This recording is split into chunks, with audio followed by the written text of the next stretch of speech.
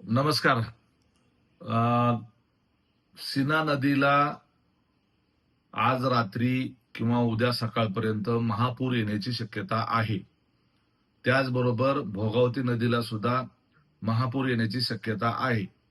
मागच्या आठवड्यामध्ये सीना नदीमध्ये कोळेगाव जो प्रोजेक्ट आहे तिथून 40,000 क्युसेक्स पाणी सोडण्यात आलेलं होतं. तेवढ्या पाण्यानेच आपल्याकडं फार मोठ्या प्रमाणावर शेतकऱ्यांचं आणि नदीकाठच्या लोकांचं नुकसान झालं होतं. बऱ्याच नदीकाठच्या गावांमध्ये पाणी शिरलेलं होतं.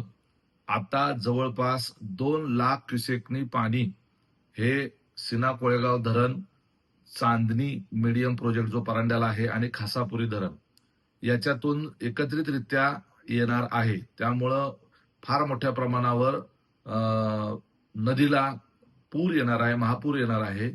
कदाचित हे पाणी नुसतं नदीकाठच्या शेतातच नव्हे तर नदीच्या जवळ असणाऱ्या गावांमध्ये, घरांमध्ये सुद्धा शिरण्याची शक्यता आहे.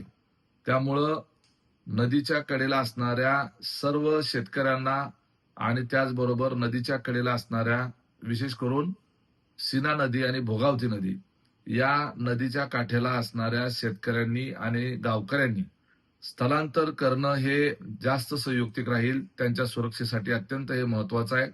लहान मुलं, महिला, आपली शेतातली जनावरं ही ताबडतोब सुरक्षित स्थळी उंचावरच्या ठिकाणी शिफ्ट करण्याची आवश्यकता आहे.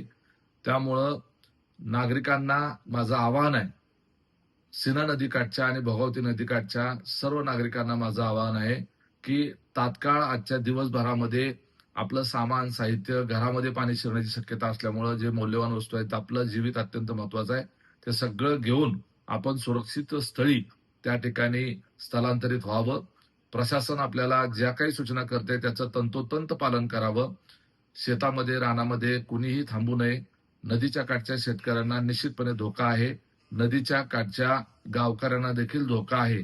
त्यामुळं आपला जीव सलामत ठेवण्याच्या करता प्रत्येकाने आपापल्या स्तरावर आवश्यक ती काळजी घ्यावी. प्रशासन आपल्याला मदतीसाठी निश्चितपणे तयारच असणार आहे, परंतु आपल्या जीविताच्या बरोबर कोणीही तडजोड करू नये अशी माझी आपल्या सर्व नदीकाठच्या नागरिकांना विनंती आहे.